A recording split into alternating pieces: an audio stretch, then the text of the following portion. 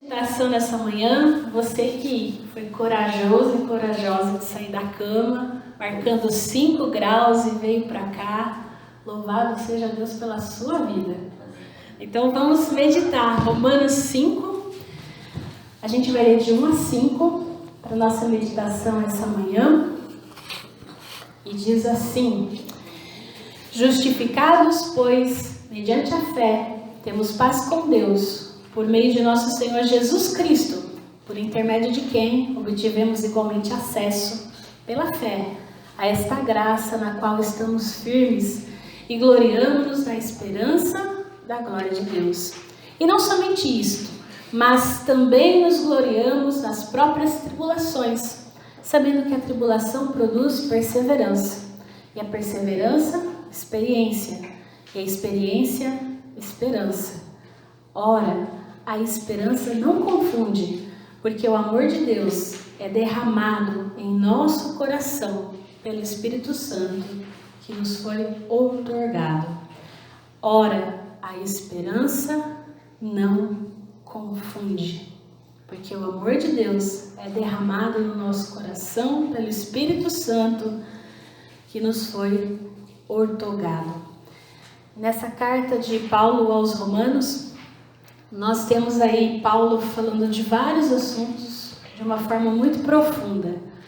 Se você teve a oportunidade já de lê-la, né, você vê que ele faz um estudo muito aprofundado da doutrina cristã para aquela comunidade de Roma que ele ainda não conhecia, e ele vem falar para essa comunidade uma verdade muito profunda e que ainda nós precisamos refletir e pensar, que é a gratuidade da salvação pela fé.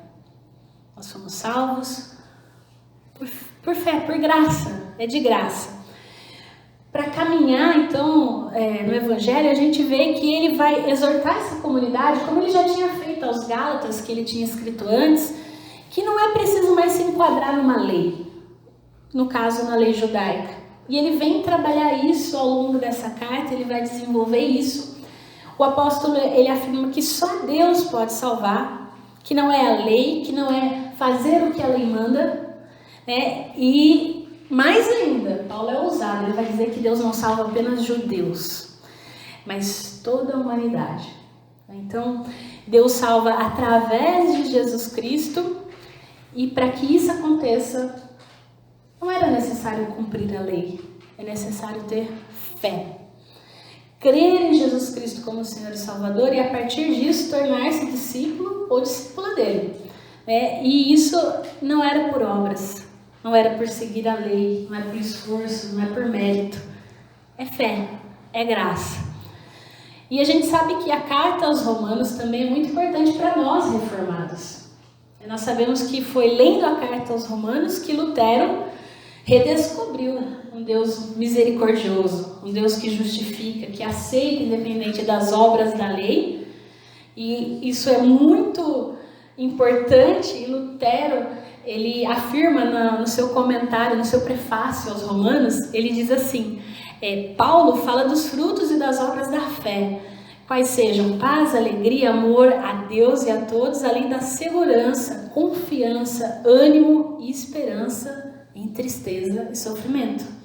Pois onde a fé for verdadeira, tudo isso resulta do bem superabundante de Deus, que mostra em Cristo ter nos feito morrer por nós antes mesmos que possamos pedir a Ele, quando nós éramos inimigos. Isso é Lutero falando. João Calvino também vai dizer que Romanos é a porta de entrada para a leitura bíblica. Então a gente tem em Romanos aí toda uma expectativa da leitura bíblica, de como nós expressamos a nossa fé e como nós vivemos a nossa fé. E é interessante que esse texto especial vai mostrar pra gente os frutos da fé. Como nós que fomos então alcançados, como nós falamos no mês passado, nós fomos alcançados por essa graça, que fomos redimidos, que tivemos a nossa sede de amor, a nossa sede de significado preenchidos e saciados em Cristo, como nós agora vivemos a nossa fé.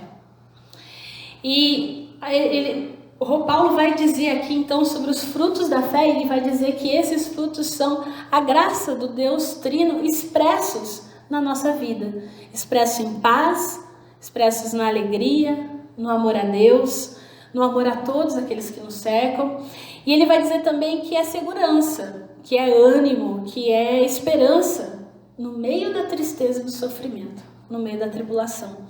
Então, a gente olha então a pessoa justificada por Deus mediante a fé, ela é convidada aqui em Romanos a colocar para fora, no seu cotidiano, os sinais da sua fé. Como vivemos a nossa fé no dia a dia? Já que nós somos justificados mediante essa fé, nós temos paz com Deus por meio de nosso Senhor Jesus Cristo. Em todo o texto aqui, Paulo ele fala na primeira pessoa do plural, nós. Então, ele dirige a sua carta a Romanos e ele envolve essa comunidade, né? Ele não é alguém que detém uma sabedoria absoluta, ele sabe que aquele povo também teve uma experiência com Cristo, uma experiência que causou nesse povo também um impacto. Então, ele se inclui nesse povo. Então, ele vai trabalhando sempre isso, que nós somos atingidos pelo acontecimento da salvação, que foi anunciado por cada um de nós. Como a gente cantou, Jesus Cristo mudou o nosso viver. Mudou o meu, mudou o seu. De alguma forma, a gente não é mais aquela pessoa que era antes. Isso impactou. Então, o tempo presente que a gente vive hoje é um tempo de fé. É um tempo de fé. Se você continuar lendo aí 3 e 4, Paulo vai afirmar que a humanidade não pode se justificar por conta própria. As nossas obras de justiça não são suficientes diante da santidade de Deus. É o próprio Deus que nos justifica. É Ele quem concede a nós um perdão e sobre essa condição que a gente crê. Que a gente crê em Jesus Cristo. Crer é aceitar Jesus e comprometer-se com o projeto do reino que Ele coloca para nós. Então, justificados mediante a fé, temos paz com Deus, o qual recebemos por Jesus Cristo. A gente poderia dizer, então, que paz é o primeiro fruto da fé. Nós temos paz que nós recebemos a partir de Jesus crucificado e ressurreto. A paz, ela já é uma realidade na nossa vida. Porque como pessoa justificada, a gente pode já se alegrar por isso. Porque nós estamos em paz com Deus por causa de Cristo. Então, é através da obra de Cristo, da obra dele, que nós temos acesso à graça de Deus. Por causa dele, e a gente pode se alegrar por isso. É nessa graça que nós estamos firmes. A graça, ela significa aqui uma nova relação de paz, que é estabelecida entre a pessoa justificada e o próprio Deus, mediante a fé. Então, o acesso a essa graça, a gente poderia dizer que é o segundo fruto da fé. Nós temos acesso por causa da fé. E ao lado dos frutos aí de fé e desse acesso da graça, surge o que a gente poderia dizer que é o terceiro fruto, que é a alegria. Gloriamo-nos na esperança da glória de Deus. A pessoa justificada, então, aquele que aceitou Cristo como Senhor, ela pode se gloriar nessa esperança, e não é por orgulho próprio, não é por causa de alguma coisa que ela tenha feito. A expressão gloriar-nos na esperança da glória de Deus aponta para a alegria da presença, da manifestação de Deus no passado, quando Ele nos alcançou, no presente, onde nós estamos, agora, vivenciando essa fé, e no futuro, onde sabemos que seremos completamente redimidos, plenamente alcançados. Então, aí a gente tem que ter a consciência que nós estamos nas mãos soberanas de Deus, em todos os momentos da nossa vida. E Deus, Ele concede aí a ousadia da esperança para todas as pessoas que creem em Jesus Cristo. E dele tudo esperam. Então, a glória de Deus, ela é objeto próprio da esperança. Então, a participação na glória de Deus que Paulo fala aqui não é apenas uma grandeza futura, não é só futuro. Ela já foi manifesta no passado, ela é manifesta no presente. Então, a esperança cristã, por isso, dá um título de glória. Parece uma coisa muito louca, mas esse gloriar-se escapa ao perigo de ser uma vanglória fútil, na medida em que a gente sabe que esse esperar está fundamentado na pessoa de Jesus Cristo, no próprio Deus encarnado. Então, por isso, a esperança que se gloria, nós como cristãos, não é utopia. Não é simplesmente um esperar em vão. Não é uma exaltação própria. Na verdade, o fruto dessa esperança precisa ser entendido aqui de duas formas. A nova realidade de paz que nós vivenciamos através da graça de Deus e uma realidade escatológica, uma realidade futura, dos fins do tempo, do projeto do plano de Deus para a nossa vida, para a vida de cada um de nós. Se você olhar o versículo 3, a gente poderia dizer então que aí é apresentado para nós o quarto fruto. E não somente isso, mas também nos gloriamos nas próprias tribulações, sabendo que a tribulação produz perseverança. Ser uma pessoa justificada mediante a fé também significa passar por tribulação. Bem-vindo ao mundo. Não tem como. Nós vamos passar por dificuldades, nós vamos passar por lutas, por incertezas, por angústias, mas há uma diferença. Nós estamos seguros em Deus. Então, a palavra tribulação, ela serve aqui para caracterizar o estado da pessoa cristã, seja de sofrimentos internos ou externos, provocados pela nossa prática da fé, pela forma como nós vivemos essa fé no mundo que é hostil, no mundo que é opressor, no mundo que às vezes não dá chance para respirar. Então, faz parte da vida da pessoa cristã, de cada um de nós que seguimos a Cristo, que somos justificados mediante a fé, gloriar-se nessa esperança. Como também é gloriar-se na tribulação. Porque as tribulações aqui, elas podem ser vários tipos, mas basicamente causadas pela expressão da nossa fé. São aqueles sofrimentos onde a morte, lembra que o salário do pecado é a morte, onde a morte e o pecado se projetam na nossa vida de alguma forma, nas nossas angústias, nas nossas decepções, nas nossas dores, nas nossas doenças, no nosso desemprego, na nossa injustiça, na nossa pobreza, na nossa discriminação, na nossa forma, muitas vezes, de ficar tão preocupado com o futuro e deixar Deus de lado e realmente colocar toda a confiança em nós mesmos, né? Então, nós, como cristãos, somos aprovados e provados na tribulação, e nessa tribulação, nessa forma de enxergar a vida, nós experimentamos o amor de Deus e o cuidado dele nas nossas vidas, quando nós passamos por dificuldade. E Paulo, ele faz menção, provavelmente aqui, dos seus próprios sofrimentos, né, experimentados no seu serviço apostólico. Se você for ver 1ª, 2ª Coríntios, ele vai falar que ele sofreu horrores. Ele vai falar também da sua fraqueza, e mesmo sendo fraco e estando fraco, ele se gloria. Não para a honra dele, mas para a glória do Senhor. O fato é que pessoas cristãs e não cristãs enfrentam tribulações.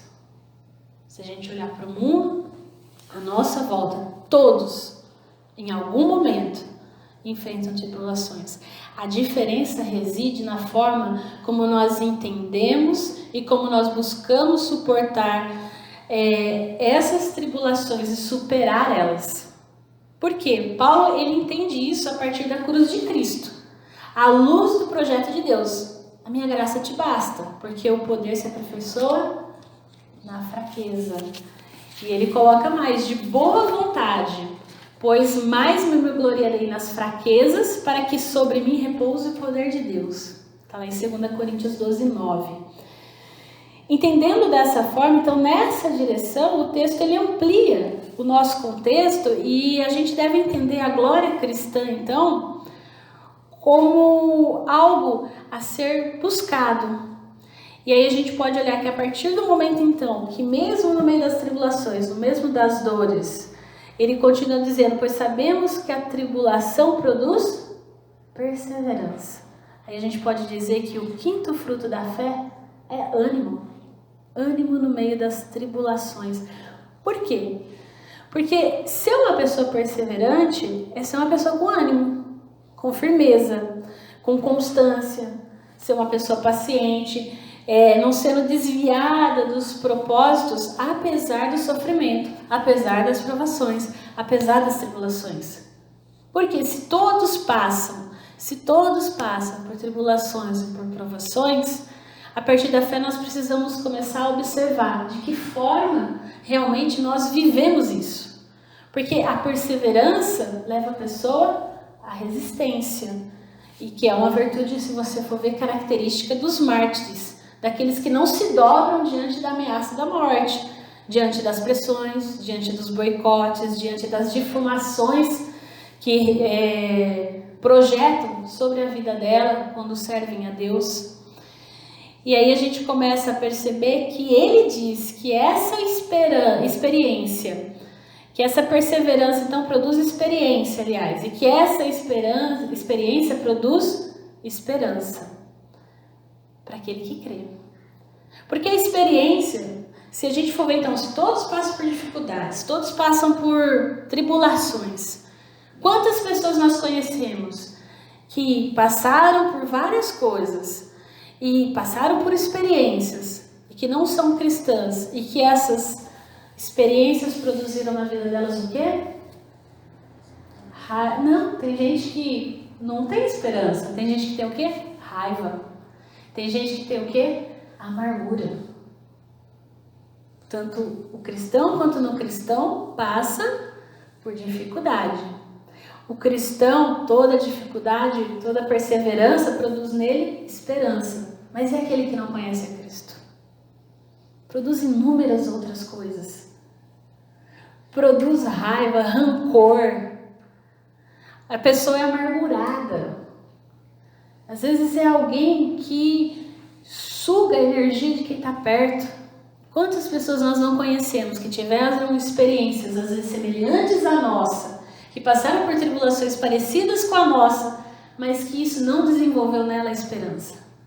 Desenvolveu nela inúmeras outras coisas que não são de Deus. Que ao contrário, nos faz querer sair de perto, porque não dá. Ou seja, essas experiências que elas tiveram no mundo concreto, como nós também temos, essas experiências da vida que deveriam nos tornar pessoas maduras, nessas pessoas talvez foram ao contrário. Por isso que a experiência de uma pessoa justificada mediante a fé produz esperança. Porque é Cristo quem trabalha isso no nosso coração. Por quê? Porque nós sabemos que essa esperança não é vazia. O autor dessa esperança não confunde. A esperança cristã, ela apronta para quê? Para libertação, para transformações das situações injustas, para todas essas situações de morte que eu falei. Cristo vem e aponta vida, aponta restauração, aponta renovo, aponta possibilidade. Por isso que a gente pode falar como Paulo, ora, a esperança não confunde. E gloriamo-nos na esperança da glória de Deus. Então, a esperança cristã, ela não confunde, mesmo passando pelas tribulações, pela angústia, pela dor. Ela produz, aliás, esse fruto de perseverança, que é produzido em nós através das experiências, encontra aí, aponta para o clímax do fruto da fé. Porque o amor de Deus é derramado no nosso coração pelo Espírito Santo, que nos foi outorgado, que nos foi dado. Então, a esperança cristã, ela é fortalecida, ela é confirmada, ela não confunde. Ao contrário, ela traz clareza para a nossa vida. A encarnação do amor de Deus, que se realizou através de Jesus Cristo, mostra para nós que Ele é o mediador da nossa fé, da nossa esperança. Ele é o motivo da nossa esperança. E é a esperança revelada na história humana, Deus se revela sob a forma da promessa e pela história da promessa.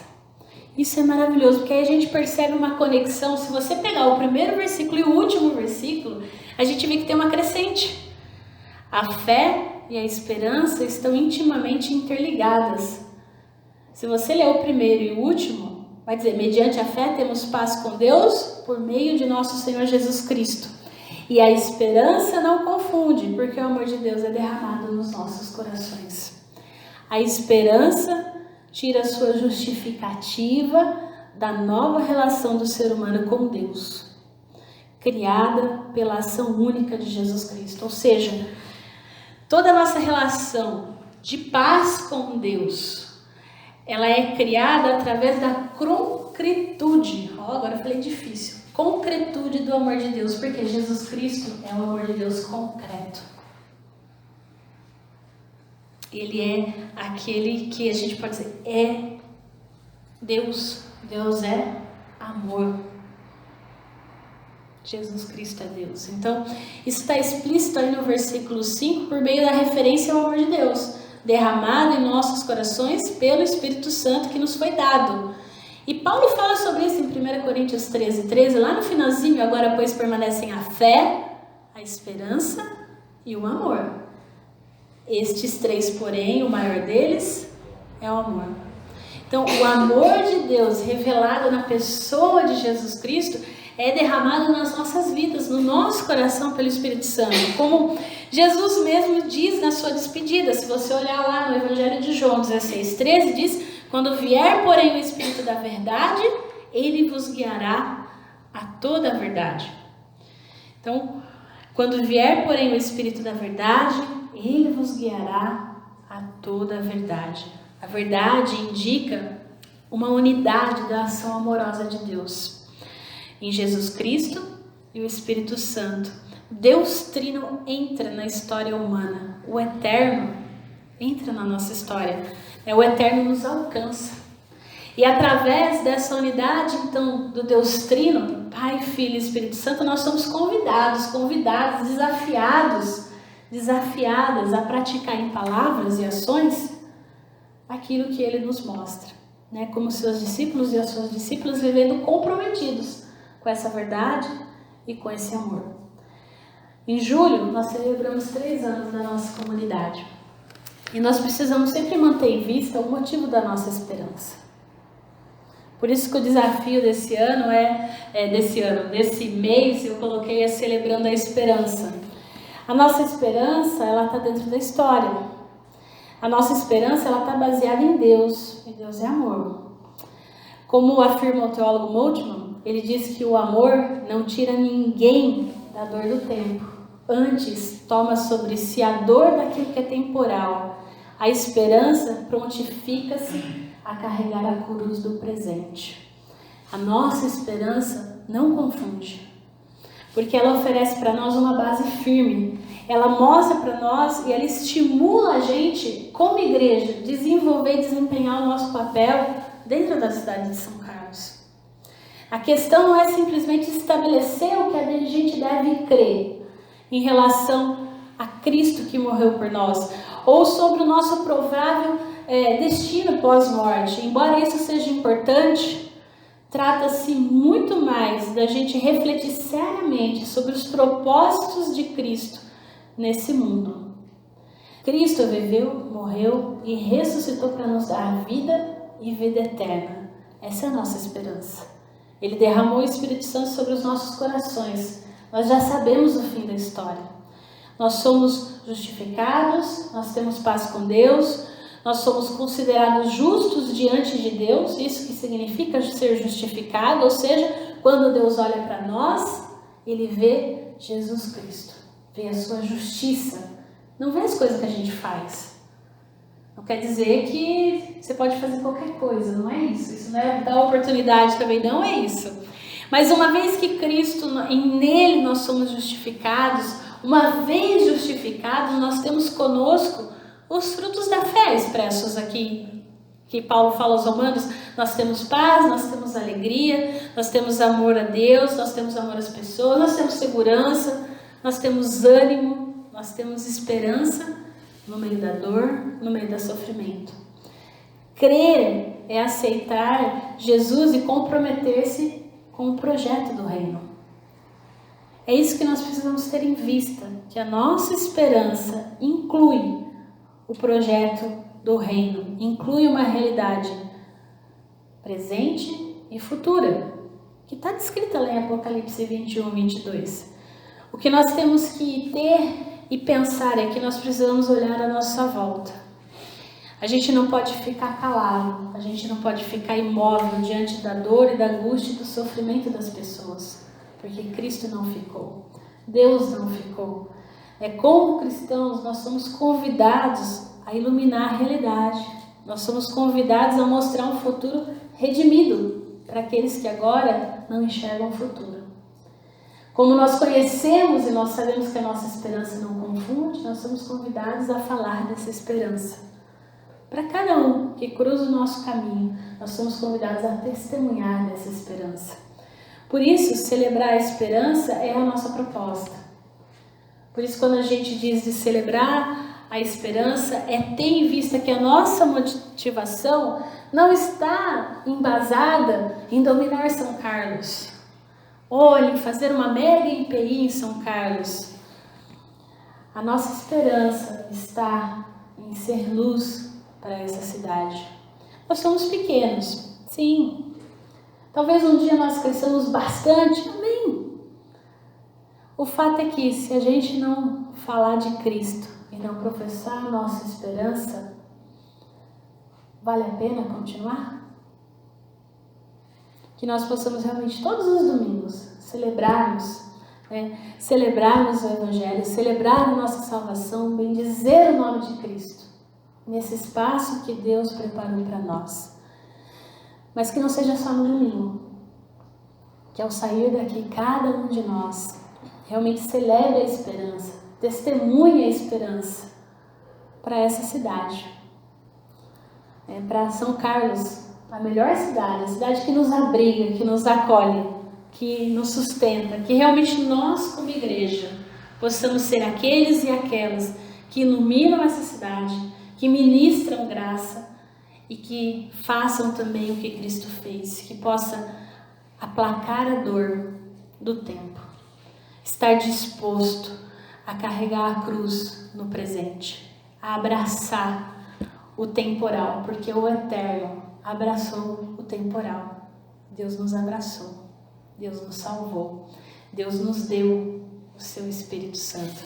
Que nós possamos ser para essa cidade de forma simples, realmente amigos e acolhedores, como Deus tem sido para conosco. Cada um de nós que congrega aqui, que Deus nos ajude e que a gente possa celebrar a esperança por muito e muito tempo aqui em São Carlos. A gente possa realmente sermos pessoas que levem essa esperança. Nós vamos ter dificuldades? Vamos. Mas Deus está conosco todos os dias, até a consumação dos séculos. Não nos esqueçamos disso. Amém? Vamos orar? Pai, nós te louvamos, agradecidas, porque o Senhor nos amou. O Senhor entrou na história, o Senhor se fez homem como nós. O Senhor sentiu as nossas dores, as nossas dificuldades. Assim como nós, o Senhor também foi vítima daqueles que se opuseram a Ti, que tramaram contra Ti. Assim como nós, o Senhor sofreu a dor de perder amigos, pessoas queridas. O Senhor chorou conosco. Pai, nós te pedimos que o Senhor continue produzindo na nossa história experiência que gere esperança, Pai.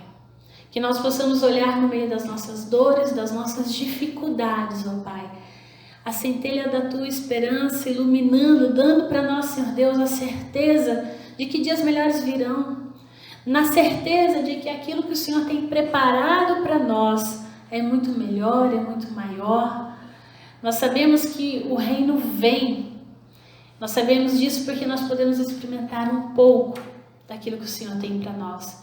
Te pedimos, ó Deus, que na nossa vida, aquilo que tem gerado morte, aquilo que tem cheiro de morte na nossa vida, Senhor Deus, seja minimizado pelo Teu poder, pela Tua graça, pela Tua benignidade, gerando vida em nós, vida eterna, que nós possamos ser aqueles e aquelas que propagam o Teu amor.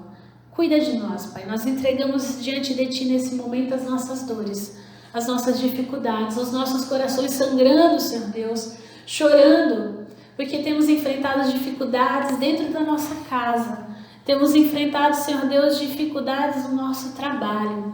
Pedimos, ó Pai, que o Senhor abra as portas de trabalho para aqueles que têm enfrentado a dificuldade por ausência de trabalho, Senhor Deus. Te pedimos, ó Deus, que o Senhor sustente aqueles servos e servas Teu que têm enfrentado problemas de saúde. Te pedimos pelo reverendo Rubem, pela dona Heloína, pelo seu Pedro, pela dona Laurinha, pela Júnia, Senhor. Clamamos a Ti por esses queridos. Também te pedimos pelo Dioraci, Senhor, pela sua cirurgia. Que o Senhor esteja, Pai, abrindo todas as portas, sustentando o Teu servo até que essa cirurgia possa ser feita. Cuida dele, Pai, nós te pedimos. Te pedimos também por essa igreja, Senhor Deus, por essa congregação. Obrigada, porque o Senhor tem permitido a nós ficar aqui 3 anos. Te pedimos que o Senhor permita que nós ficamos mais 3, mais 30, mais 300. Que o Senhor nos use até que o Senhor venha para a honra e glória do Seu nome, Senhor. Toma esta igreja nas Tuas mãos. Toma este povo, Senhor Deus. Toma esse espaço, Pai. Que tudo aqui que nós fizermos seja para a honra e glória do Seu nome. Te pedimos pela festa caipira de sexta-feira, Senhor, que seja um momento de alegria, de comunhão. Senhor, também te pedimos pelo culto de domingo. Recebe desde já esse culto para Ti, Senhor. Que nós possamos celebrar a recepção de novas pessoas, celebrar a mesa que o Senhor nos convida, Senhor, a preparar e a celebrar. Pai, que realmente a Tua esperança seja viva na nossa vida, Senhor. Que realmente nós possamos andar pela fé, porque a esperança não confunde. E a nossa fé está baseada em Ti. E em Ti nós esperamos, porque o Senhor já derramou no nosso coração o Teu Espírito. Nós Te louvamos, nós Te bendizemos e nós ficamos felizes, porque a Tua paz invadiu a nossa vida e nos fez novas pessoas. É verdade que muitas vezes nós não estamos em paz, porque nós estamos preocupados com tantas coisas, esquecemos de entregar a Ti as nossas vidas. Por isso é isso que nós fazemos nessa oração, por isso que é isso que nós fazemos nessa manhã. Que a Tua paz, que excede todo entendimento, seja sobre as nossas vidas, todos os dias, nos lembrando que a esperança não confunde. Nós Te louvamos e agradecemos, porque sabemos que o Senhor tem cuidado de nós, em nome de Jesus. Amém.